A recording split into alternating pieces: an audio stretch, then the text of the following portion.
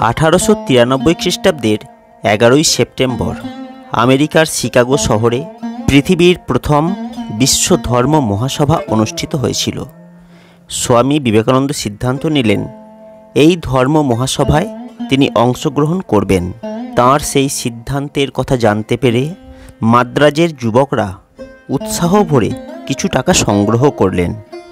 কিন্তু বিবেকানন্দ সন্ন্যাসী মানুষ, চিরকাল ঈশ্বরের উপরে নির্ভর করে এসেছেন। তখনও তিনি শ্রীরামকৃষ্ণদেবের নির্দেশ পাননি, তাই সংগৃহীত টাকা তিনি গরিবদের মধ্যে দান করতে বললেন।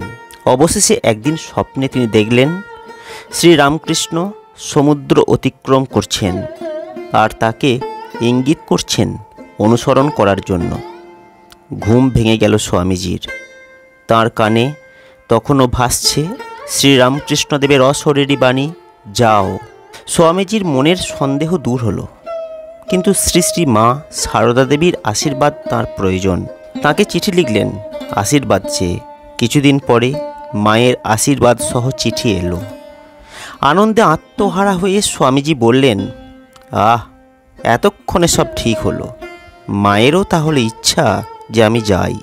তার বন্ধু এবং ভক্তরা পূর্ণ উদ্যমে তার পাশ্চাত্য যাত্রার আয়োজন শুরু করলেন। মাদ্রাজের যুবক ভক্তরা বাড়ি বাড়ি গিয়ে ভিক্ষা করে 4000 টাকা সংগ্রহ করেছিলেন। তা দিয়ে তারা স্বামীজির জন্য একটি দ্বিতীয় শ্রেণীর টিকিট কেটে দিলেন। যেটুকু টাকা বেঁচেছিল স্বামীজির সঙ্গে দিয়ে দিলেন। পরে খেতুরির রাজা ওই টিকিটকে প্রথম শ্রেণীর টিকিটে পরিবর্তন করে দেন এবং স্বামীজির জন্য একটি সিল্কের আলখাল্লা এবং পাগড়ি তৈরি করিয়ে দিয়েছিলেন। 31শে মে 1893 সালে স্বামীজি পেনিনসুলার জাহাজে করে বোম্বে থেকে আমেরিকা যাত্রা করলেন। প্রায় 2 মাস পরে পথে একবার জাহাজ পাল্টে 25শে জুলাই 1893 খ্রিস্টাব্দে স্বামীজি এমপ্রেস অফ ইন্ডিয়া জাহাজে কানাডার ভ্যাঙ্কুভার বন্দরে উপস্থিত হলেন। ভ্যাঙ্কুভার থেকে 2 বার ট্রেন পাল্টে শিকাগোয় এসে উপস্থিত হলেন 30শে জুলাই রবিবার রাত 11টায়। অপরিচিত বন্ধুহীন পরিবেশে তিনি নিশ্চয়ই খুব অস্বস্তি বোধ করেছিলেন। কিন্তু সবথেকে মর্মান্তিক যে ব্যাপারটি ঘটেছিল তা হলো, সেখানে পৌঁছে তিনি জানতে পারলেন ধর্ম মহাসভায় যোগ দিতে হলে পরিচয়পত্র দরকার। তার সঙ্গে কোনো পরিচয়পত্র নেই, আর ধর্ম মহাসভায় যোগ দেবার তারিখ পার হয়ে গেছে। যে আশা নিয়ে স্বামীজি আমেরিকা এসেছিলেন, শিকাগোয় পা দেওয়ার সঙ্গে সঙ্গে তা এইভাবে চুরমার হয়ে গেল। এদিকে শিকাগোয় থাকার খরচ বড্ড বেশি। স্বামীজির সামান্য পুঁজি ফুরিয়ে আসার মুখে। কি করবেন তিনি শুনলেন বস্টন শহরে থাকা এবং খাওয়ার খরচ অনেক কম। তাই প্রায় 2 সপ্তাহ শিকাগোয় থেকে তিনি বস্টনের অভিমুখে রওনা হলেন। ট্রেনে পরিচয় হলো বস্টনের এক ধনী এবং প্রভাবশালী মহিলার সঙ্গে। তার নাম ক্যাথেরিন স্যানবর্ন। স্বামীজির সৌম্য প্রতিভাদীপ্ত চেহারা দেখে তিনি নিজেই এসে পরিচয় করলেন স্বামীজির সঙ্গে। 2-1টি কথা বলেই তিনি মুগ্ধ হলেন। তিনি স্বামীজিকে আমন্ত্রণ করলেন তাঁর খামার বাড়িতে থাকার জন্য। স্বামীজির কাছে তখন টাকা পয়সা বিশেষ কিছুই ছিল না। তিনি মহিলার আমন্ত্রণ গ্রহণ করলেন। বস্টনের সেই খামার বাড়ি থেকে কিছুদিন পরে স্বামীজি তাঁর এক শিষ্যকে চিঠিতে লিখলেন, এখানে থাকায় আমার এই সুবিধা হয়েছে যে প্রতিদিন 1 পাউন্ড করে যে খরচ হচ্ছিল তা বেঁচে যাচ্ছে। আর তাঁর লাভ এই যে তিনি তার বন্ধুদের নিমন্ত্রণ করে ভারতের এক অদ্ভুত জীব দেখাচ্ছেন। সেই চিঠিতে পরে যে কথাগুলি তিনি লিখেছেন তা থেকে বোঝা যায় সর্ব অবস্থায় তিনি কতটা ঈশ্বরের উপর নির্ভরশীল ছিলেন। তিনি লিখেছেন, যিনি মেরির পুত্র, আমি এখানে তাঁর সন্তানদের মধ্যে আছি। প্রভু যিশু আমায় সাহায্য করবেন। এই চিঠিতে স্পষ্টতই বোঝা যায় দেশবাসীর জন্য তাঁর উৎকণ্ঠার সীমা ছিল না। ভারতে আমাদের দরিদ্র নিচু জাতদের আমরা কি ভেবে থাকি? তাদের কোনো সুযোগ নেই, নিস্তার নেই, কোনো পথ নেই ওপরে ওঠার। প্রতিদিন তারা আরও নিচুতে নেমে যাচ্ছে। বস্টনে থাকার সময় মিস ক্যাথেরিন স্যানবর্নের সূত্রে সেখানকার শিক্ষিত সমাজে স্বামীজি সুপরিচিত হয়ে উঠলেন। মিস স্যানবর্নের সূত্রে স্বামীজির সঙ্গে পরিচয় হলো হার্ভার্ড ইউনিভার্সিটির প্রসিদ্ধ অধ্যাপক জন হেনরি রাইটের।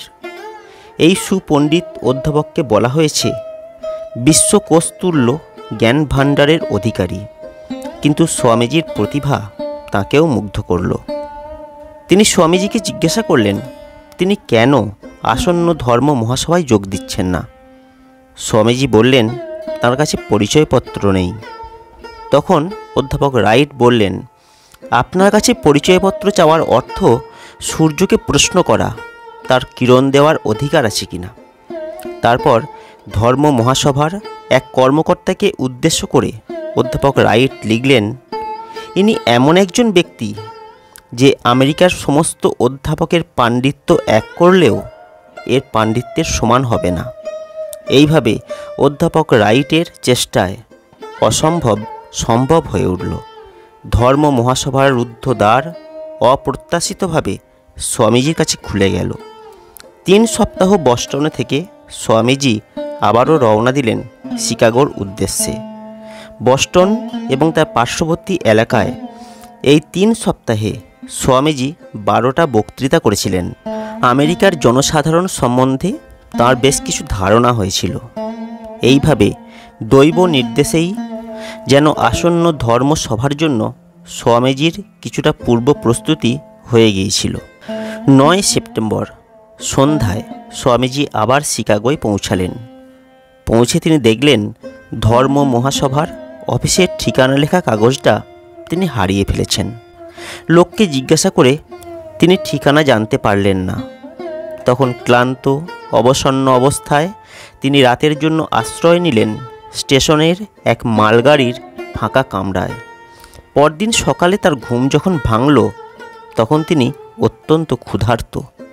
ভারতের মতো এখানেও তিনি ভিক্ষা করবার চেষ্টা করলেন, কিন্তু আমেরিকার শহরে ভিক্ষাজীবী সন্ন্যাসীকে কেউ ভিক্ষা দেয় না। কয়েক ঘন্টা চেষ্টা করে যখন তিনি সম্পূর্ণ অবসন্ন তখন ঠিক করলেন আর চেষ্টা করবেন না। ঈশ্বরের উপর নির্ভর করে রাস্তার ধারে বসে পড়লেন তিনি। আর ঈশ্বরও যেন ঠিক সেই মুহূর্তের জন্যই অপেক্ষা করছিলেন। সঙ্গে সঙ্গে বিপরীত দিকের বাড়ির দরজা খুলে গেল। সেখান থেকে বেরিয়ে এলেন রাজরানী সদৃশা এক মহিলা। স্বামীজির কাছে এসে তিনি জানতে চাইলেন তিনি ধর্মসভার প্রতিনিধি কিনা। স্বামীজি যখন বললেন ঠিক তাই, সেই মহিলা তাকে সসম্মানে নিজের ঘরে নিয়ে গেলেন এবং তার থাকা খাওয়ার ব্যবস্থা করলেন। মহিলার সঙ্গে ধর্মসভার কর্তৃপক্ষের পরিচয় ছিল। বিকালে সেই মহিলাই সঙ্গে করে স্বামীজিকে নিয়ে গেলেন ধর্মসভার অফিসে। সেখানে রাইট সাহেবের দেওয়া পরিচয়পত্র দেখানোর সঙ্গে সঙ্গে তিনি প্রতিনিধি হিসাবে গৃহীত হলেন। সেই মহিলার নাম মিসেস জর্জ ডব্লিউ হেল। এই হেল পরিবারের সঙ্গে স্বামীজির চিরকালের জন্য বন্ধুত্ব তৈরি হলো। শিকাগোর বিশ্ব ধর্ম সভা নিঃসন্দেহে পৃথিবীর ইতিহাসে এক গুরুত্বপূর্ণ ঘটনা। কলম্বাসের আমেরিকা আবিষ্কারের 400 বছর পূর্তি উপলক্ষে আমেরিকা এক বিরাট মেলার আয়োজন করেছিল। 1037 একর জমির উপরে অনুষ্ঠিত সেই প্রকাণ্ড মেলার নাম দেওয়া হয়েছিল কলম্বিয়ান এক্সপোজিশন। কিন্তু এই মেলার সবথেকে গুরুত্ব এবং আকর্ষণ ছিল ধর্ম মহাসভা। পৃথিবীর ইতিহাসে এই প্রথম জগতের প্রধান প্রধান ধর্মগুলি এক মঞ্চে মিলিত হবে এবং তাদের মধ্যে ভাবের আদান প্রদান করবে। তাই এই ধর্ম মহাসভাকে কেন্দ্র করে আমেরিকা তথা বিশ্বে উদ্দীপনার শেষ ছিল না। ধর্ম মহাসভার জন্য স্থান নির্বাচিত হয়েছিল শিকাগোর আর্ট ইনস্টিটিউটে। ধর্মসভার অধিবেশনগুলি 2টি করে ভাগ ছিল, মূল শাখা এবং বিজ্ঞান শাখা। মূল শাখার অনুষ্ঠানগুলি হয়েছিল কলম্বাস হলে, যার আসন সংখ্যা ছিল 4000, আর বিজ্ঞান শাখার অনুষ্ঠানগুলির জন্য নির্দিষ্ট ছিল ওয়াশিংটন হল। ধর্ম মহাসভার উদ্দেশ্য ছিল প্রধানত 2টি। প্রধান প্রধান ঐতিহাসিক ধর্মের প্রতিনিধিদের একই সভায় একত্রিত করা এবং বিভিন্ন ধর্ম পরস্পরকে কিভাবে আলোকিত করেছে বা আলোকিত করতে পারে সেই আলোচনা করা। উদ্দেশ্য যে মহৎ সে বিষয়ে কোনো সন্দেহ নেই, এবং এই ধরনের প্রস্তাবের বিরুদ্ধে অন্য কোনো মত যে থাকতে পারে তা কল্পনাই করা যায় না। কিন্তু বাস্তব ক্ষেত্রে দেখা গেল কিছু গোঁড়া খ্রিস্টান ধর্ম মহাসভাকে সমালোচনা করতে শুরু করলেন। তাঁরা বললেন, খ্রিস্ট ধর্মই একমাত্র ধর্ম। ধর্ম মহাসভা ডেকে অন্য ধর্মকে তার পাশে বসানোর অর্থ যীশুখ্রিস্টের বিরুদ্ধে বিশ্বাসঘাতকতা করা। কিন্তু সামগ্রিকভাবে আমেরিকার শিক্ষিত জনগণ ধর্ম মহাসভার পরিকল্পনাকে সর্বতোভাবে সমর্থন করেছিলেন এবং এর জন্য সাগ্রহে প্রতীক্ষাও করেছিলেন।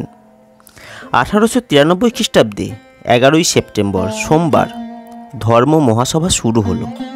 ঠিক 10টার সময় আর্ট ইনস্টিটিউটের কলম্বাস হলে সমবেত 10টি ধর্মের উদ্দেশ্যে 10টি ঘণ্টার ধ্বনি হলো। এই 10টি ধর্ম হলো ইহুদি ধর্ম, ইসলাম ধর্ম, হিন্দু ধর্ম, বৌদ্ধ ধর্ম, তাও ধর্ম, কনফুসিয়াসের ধর্ম, শিন্টো ধর্ম, পারসিক ধর্ম, ক্যাথলিক ধর্ম এবং গ্রিক চার্চ ও প্রোটেস্ট্যান্ট ধর্ম। সেই বিরাট হল, তার অদ্ভুত জাঁকজমক আর সামনে উপস্থিত কয়েক হাজার শ্রোতা, এসব দেখে স্বামীজির মতো মানুষও প্রথমে কিছুটা ঘাবড়ে গেলেন। সকালের অধিবেশনে তিনি বক্তৃতা করলেন না। দ্বিতীয় অধিবেশনে 4 জন বক্তার পর স্বামীজি বক্তৃতা দিতে উঠলেন।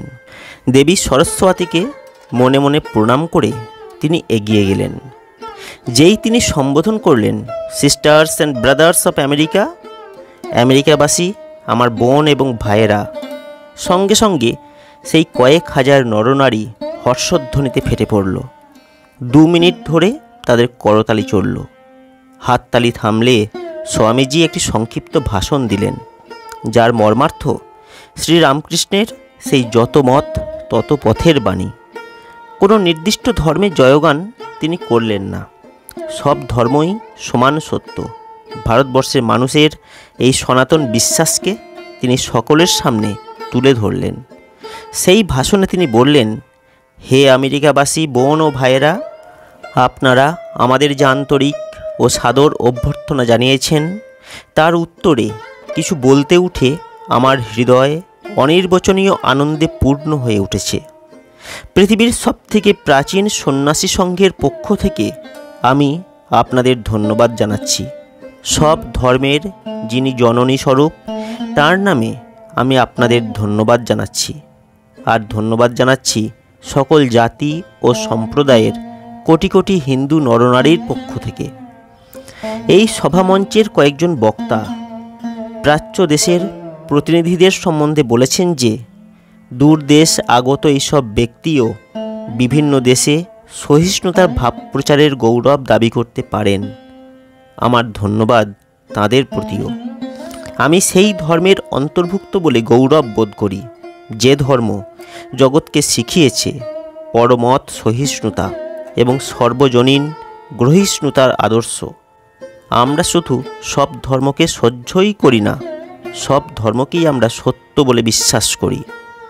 যে ধর্মের পবিত্র সংস্কৃত ভাষায় ইংরেজি এক্সক্লুশন শব্দটি অনুবাদ করা যায় না, আমি সেই ধর্মের অন্তর্ভুক্ত বলে গর্ব অনুভব করি। আমি সেই জাতির অন্তর্ভুক্ত বলে গর্ব বোধ করি যে জাতি পৃথিবীর সব ধর্মের ও সব জাতির নিপীড়িত এবং শরণার্থী মানুষকে চিরকাল আশ্রয় দিয়ে এসেছে। আমি আপনাদের একথা বলতে গর্ব অনুভব করছি যে আমরাই ইহুদিদের খাঁটি বংশধরদের অবশিষ্ট অংশকে সাদরে বুকে করে রেখেছি।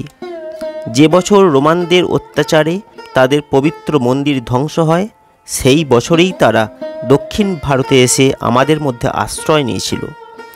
জরাথুস্ট্রের অনুগামী মহান পারসিক জাতির অবশিষ্ট অংশকে যে ধর্মের মানুষরা আশ্রয় দিয়েছিল এবং আজ পর্যন্ত যারা তাদের প্রতিপালন করে আসছে, আমি সেই ধর্মের অন্তর্ভুক্ত বলে গর্ব অনুভব করি।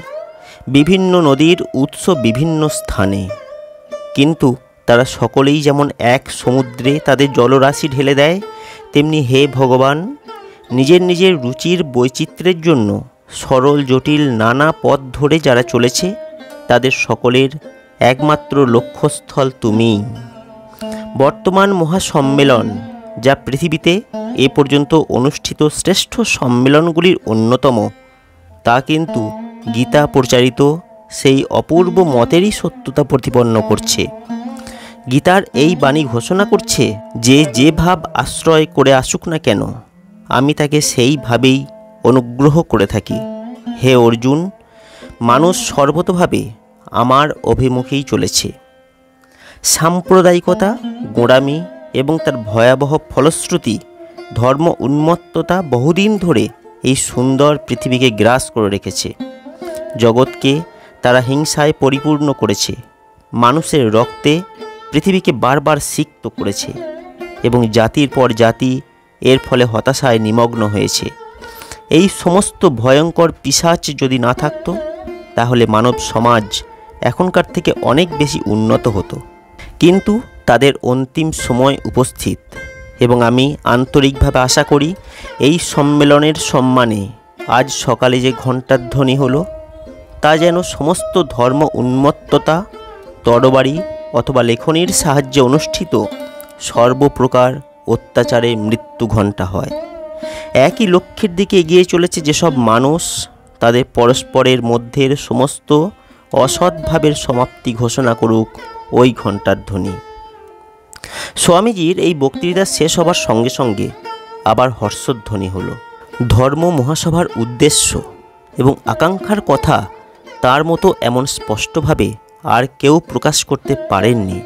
তাই শিকাগোর প্রথম দিনের বক্তৃতা স্বামীজিকে আমেরিকায় পরিচিত করে তুলল।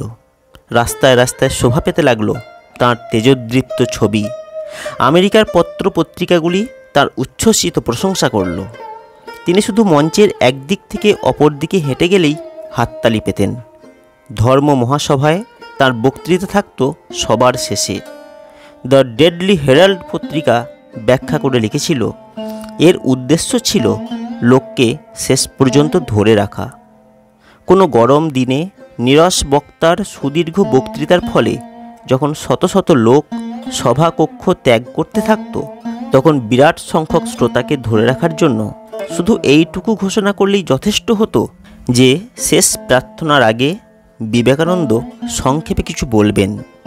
অমনি তার 15 মিনিটের বক্তৃতা শোনার জন্য মানুষজন ঘন্টার পর ঘন্টা বসে থাকত। কিন্তু এত খ্যাতি, এত প্রশংসার মধ্যেও স্বামীজির মনে অনুক্ষণ জেগেছিল তাঁর দেশবাসীর দুঃখ দুর্দশার কথা। প্রথম দিনের বক্তৃতার পর তিনি রাত্রে শুতে গেলেন। হঠাৎ তার প্রাণ কেঁদে উঠল দেশবাসীর জন্য। ভারতের দুঃখ দারিদ্র্যের কথা ভেবে কোমল শয্যা তাঁর গায়ে কাঁটার মতো বিনতে লাগলো। বিছানা ছেড়ে তিনি মাটিতে এসে শুলেন। চোখের জলে ভাসতে ভাসতে জগৎজননীর উদ্দেশ্যে বলতে লাগলেন, মা, আমার দেশ যেখানে অবর্ণনীয় দারিদ্র্যে ডুবে রয়েছে, সেখানে মান যশের আকাঙ্ক্ষা কেই বা করে? গরিব ভারতবাসী আমরা কি দুর্দশায় না এসে পৌঁছেছি? আমাদের দেশে লক্ষ লক্ষ মানুষ একমুঠো অন্নের অভাবে মারা যায়, আর এই দেশের লোকেরা ব্যক্তিগত সুখ স্বাচ্ছন্দ্যের জন্য লক্ষ লক্ষ টাকা খরচ করে। ভারতের জনসাধারণকে কে ওঠাবে? কে তাদের মুখে অন্ন দেবে? মা, দেখিয়ে দাও আমি কি করে তাদের সেবা করতে পারি। স্বামীজির এই প্রথম দিনের বক্তৃতা শ্রোতাদের মনে কীরকম রেখাপাত করেছিল তার একটা প্রত্যক্ষ প্রমাণ পেয়েছিলেন শ্রীরামকৃষ্ণ মিশনের সন্ন্যাসী স্বামী নিখিলানন্দ। তিনি তখন নিউ ইয়র্ক বেদান্ত সোসাইটিতে ছিলেন। তার সঙ্গে এক ইহুদি বুদ্ধিজীবীর পরিচয় হলো। যুবক অবস্থাতে তিনি ধর্ম মহাসভায় গিয়েছিলেন এবং স্বামীজির প্রথম দিনের বক্তৃতা শুনেছিলেন। সেই ভদ্রলোক নিখিলানন্দ মহারাজকে বলেছিলেন, বিবেকানন্দের বক্তৃতা শুনেই তিনি প্রথম উপলব্ধি করলেন তার ইহুদি ধর্ম সত্য। শুধু তাই নয়, তার এটাও মনে হয়েছিল স্বামীজি শুধু তার ধর্মের পক্ষ থেকেই কথা বলছেন না, তিনি কথা বলছেন পৃথিবীর সব ধর্মের প্রতিনিধি হিসাবে। বাস্তবিক ধর্ম মহাসভার মর্মবাণী স্বামীজির মধ্য দিয়েই ঠিকঠাক প্রকাশিত হয়েছিল।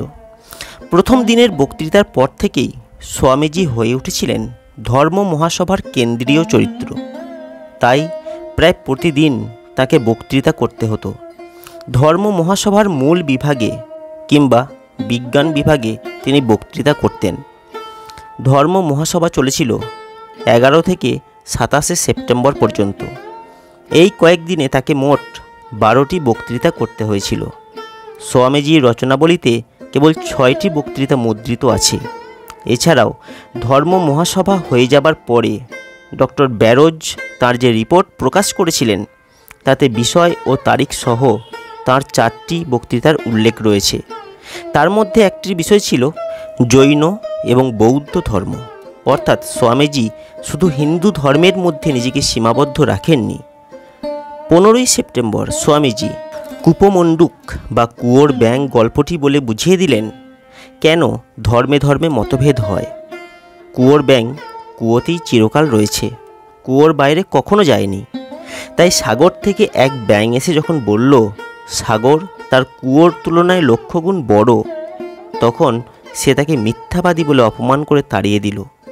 এই গল্পটি বলে স্বামীজি বললেন, আমরা প্রত্যেকেই নিজের নিজের ছোট্ট কুয়োর মধ্যে বসে ভাবছি সেটাই সম্পূর্ণ জগৎ। হে আমেরিকার অধিবাসীরা, আপনারা যে আমাদের এই ছোট ছোট জগৎগুলির বেড়া ভাঙবার জন্য বিশেষ চেষ্টা করেছেন, তার জন্য আপনাদের ধন্যবাদ। 19শে সেপ্টেম্বর স্বামীজি হিন্দু ধর্ম সম্বন্ধে লিখিত বক্তৃতা পাঠ করলেন। এটি ধর্ম মহাসভায় তার প্রধান বক্তৃতা, কারণ ধর্ম মহাসভায় তার নাম নথিভুক্ত হয়েছিল হিন্দু ধর্মের প্রতিনিধি হিসাবে। কিন্তু তা হলেও তার হিন্দু ধর্ম কোনো সাম্প্রদায়িক ধর্ম ছিল না।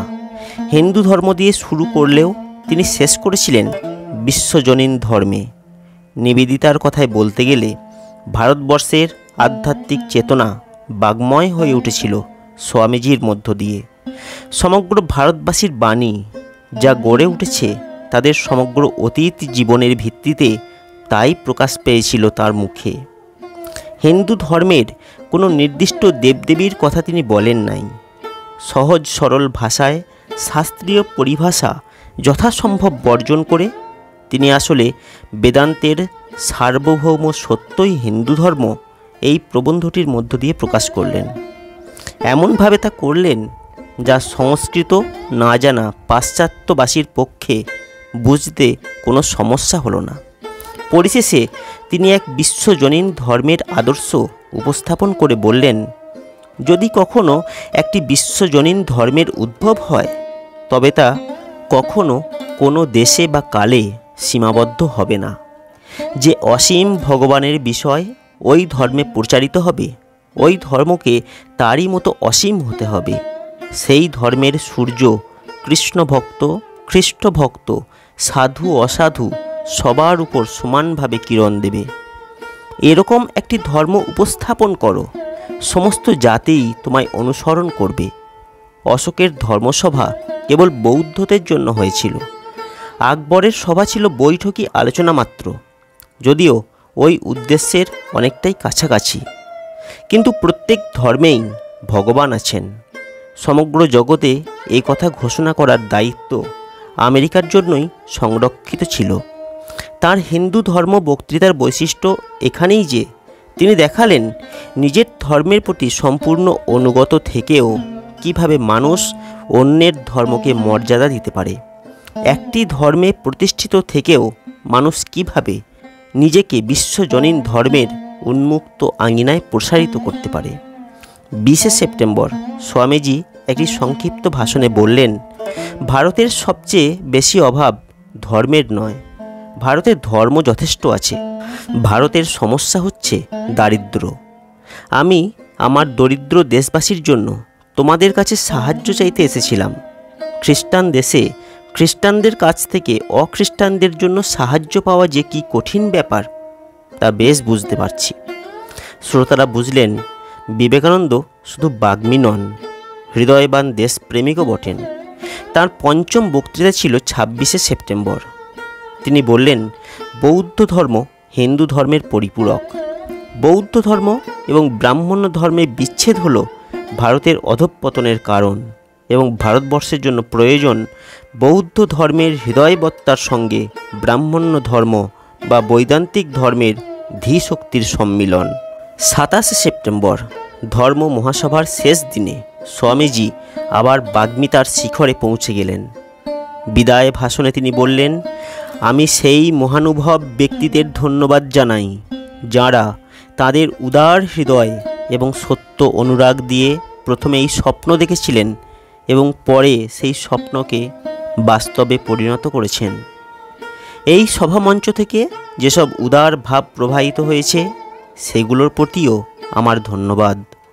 আমি ধন্যবাদ জানাই এই শিক্ষিত শ্রোতৃমণ্ডলীকে যারা সব সময় আমার প্রতি সদয় মনোভাব প্রকাশ করেছেন এবং বিভিন্ন ধর্মের বিরোধ কমাতে যে ভাবগুলি সহায়তা করে তার প্রত্যেকটিকে সমর্থন করেছেন। এই ঐক্যতানের মধ্যে মাঝে মাঝে কিছু বেসুরো সুর শোনা গেছে, ওইগুলোর জন্যে আমি বিশেষভাবে ধন্যবাদ জানাই, কারণ তাদের স্পষ্ট বৈপরীত্য সমন্বয়ের সাধারণ ঐক্যতানকে আরও মধুর করে তুলেছে। ধর্মীয় ঐক্যের সাধারণ ভিত্তি সম্বন্ধে অনেক কথা বলা হয়েছে।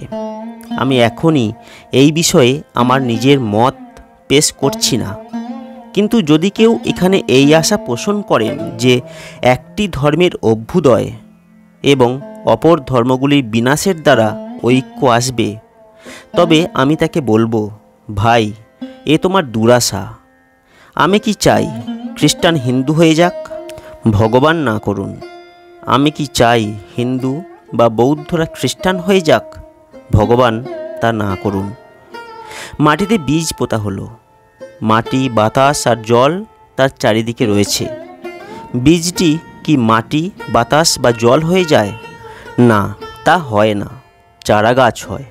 ওই চারাগাছ বড় হয়, মাটি, জল, বাতাসকে আত্মস্থ করে সেগুলিকে বৃক্ষের উপাদানে পরিণত করে এবং সেই বৃক্ষ ক্রমশ বড় হয়। ধর্মের ক্ষেত্রেও একই কথা। খ্রিস্টানকে হিন্দু বা বৌদ্ধ হতে হবে না, কিংবা হিন্দু বা বৌদ্ধকেও খ্রিস্টান হতে হবে না, কিন্তু প্রত্যেকেই অন্য ধর্মের ভাবগুলিকে আত্মস্থ করবে এবং নিজের নিজের বৈশিষ্ট্য বজায় রেখে নিজস্ব প্রকৃতি অনুযায়ী অগ্রসর হবে। যদি এই ধর্ম মহাসভা জগতে কোনো কিছু প্রমাণ করে থাকে, তা হলো এই যে সাধুতা, পবিত্রতা এবং দয়া দাক্ষিণ্য জগতের কোনো একটি বিশেষ ধর্মমণ্ডলীর একচেটিয়া সম্পত্তি নয় এবং প্রত্যেক ধর্ম পদ্ধতির মধ্যেই অতি উন্নত চরিত্রের নরনারী জন্মগ্রহণ করেছেন। এইসব প্রত্যক্ষ প্রমাণ সত্ত্বেও যদি কেউ এমন স্বপ্ন দেখেন যে অন্যান্য ধর্ম লোপ পাবে আর তার ধর্মই শুধু টিকে থাকবে, তবে তিনি বাস্তবিকই কৃপার পাত্র। তার জন্য আমি আন্তরিক দুঃখিত। তাকে আমি স্পষ্টভাবে বলে দিচ্ছি, তার মতো মানুষের বিরোধিতা সত্ত্বেও শীঘ্রই প্রত্যেক ধর্মের পতাকার উপরে লিখিত হবে বিবাদ নয় সহায়তা, বিনাশ নয় পরস্পরের ভাব গ্রহণ, মতবিরোধ নয় সমন্বয় ও শান্তি। বিশ্ব ধর্ম মহাসভার পরিসমাপ্তি হলো, কিন্তু তার সমন্বয় এবং শান্তির বাণী প্রচার করতে, মানুষকে তার দৈবী স্বরূপ সম্বন্ধে সচেতন করতে তিনি প্রায় আরও 3 বছর পাশ্চাত্য জগতে ছিলেন। তবে তিনি আর অপরিচিত সন্ন্যাসী রূপে লোকচক্ষুর আড়ালে থাকতে পারেননি। সমগ্র পাশ্চাত্য জগতের দৃষ্টি তখন তার দিকে। যেখানে তিনি যেতেন শত শত লোক তাকে অনুসরণ করত। মানুষ তাকে বর্ণনা করত বুদ্ধ কিংবা যিশুর মতো একজন মহাপুরুষ রূপে। তার বক্তৃতা শুনে আমেরিকার লোক বলতে শুরু করলো, আমরা কিনা এই দেশে মিশনারি পাঠাই, তাদেরই উচিত আমাদের দেশে মিশনারি পাঠানো। আমেরিকার পত্র পত্রিকাগুলো বিবেকানন্দের প্রশংসায় মুখর হয়ে উঠল। মহাসভার বিজ্ঞান বিভাগের সভাপতি মারউইন মেরিস-মেল লিখলেন, যারা অত্যন্ত গোঁড়া খ্রিস্টান তারাও তার সম্বন্ধে বলতেন যে তিনি সত্যিই মানুষের মধ্যে রাজা। কিন্তু তার বাগ্মিতার থেকেও তার জীবন এবং চরিত্র মানুষকে মুগ্ধ করত বেশি। তিনি তার সমস্ত সাফল্যকে তার প্রতি ঈশ্বরের অযাচিত করুণা বলে মনে করতেন। ধর্ম মহাসভার পরে অধ্যাপক রাইটকে একটি চিঠিতে তিনি এই মনোভাব প্রকাশ করেছেন যে সেই সর্বশক্তিমান ঈশ্বরের জয় হোক, যার দৃষ্টিতে ভারতবর্ষের একজন মূর্খ সন্ন্যাসী আর এই পরাক্রান্ত দেশের বিদগ্ধ পণ্ডিতরা সমানরূপে প্রতিভাত হয়েছেন। প্রিয় বন্ধুরা, আজকের এই ভিডিওতে স্বামী বিবেকানন্দের ধর্ম মহাসভায় যোগদান এবং তার বক্তৃতা সম্বন্ধে একটি মিষ্টি মধুর আলোচনা করলাম। কেমন লাগলো আজকের এই ভিডিও কমেন্ট করে জানাবেন। যদি ভালো লাগে লাইক করবেন, শেয়ার করবেন আর অবশ্যই চ্যানেলটিকে সাবস্ক্রাইব করবেন।